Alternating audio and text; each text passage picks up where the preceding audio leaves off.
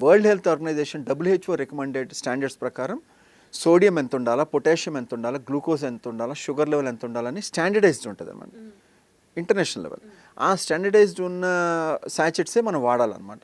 అయితే ఏమైందంటే గత కొంతకాలంగా సెవరల్ డిఫరెంట్ కంపెనీస్, అంటే నేను కంపెనీ నేమ్స్ చెప్పడం అంత మంచిది కాదు, చాలా కంపెనీస్ ఏం చేసినాయంటే ఓన్గా మ్యానుఫ్యాక్చర్ చేయడం మొదలుపెట్టినాయి.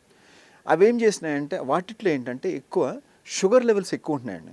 అంటే మనం చూస్తే యాక్చువల్గా మెడికల్ షాప్కి వెళ్తే అక్కడ మనకి ఓఆర్ఎస్ అని ఉంటుంది, ఓఆర్ఎస్ఎల్, ఓఆర్ఎస్ అని ఉంటుంది.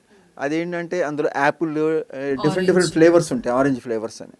సో పబ్లిక్ ఏంటంటే జనరల్గా వెళ్ళి ఓఆర్ఎస్ కావాలంటారు, వాళ్ళు అది ఇచ్చేసేస్తుంటారు, వీళ్ళు తీసుకుంటూ ఉంటారు. సో దాంట్లో ఏమవుతుందంటే షుగర్ లెవెల్స్ ఎక్కువ ఉంటున్నాయి. ప్లస్ ఈ బాడీలోకి అది తీసుకున్న తర్వాత పిల్లలకి మనం జనరల్గా డైరీ అప్పుడు ఇస్తే అది తీసుకున్నప్పుడు ఏమవుతుందంటే వాళ్ళకి అది అబ్జార్బ్ అయిపోయి ఇంకా డీహైడ్రేషన్ ఎక్కువ అయిపోతున్నాడు. సో దీనివల్ల పిల్లలు చనిపోతున్నారు.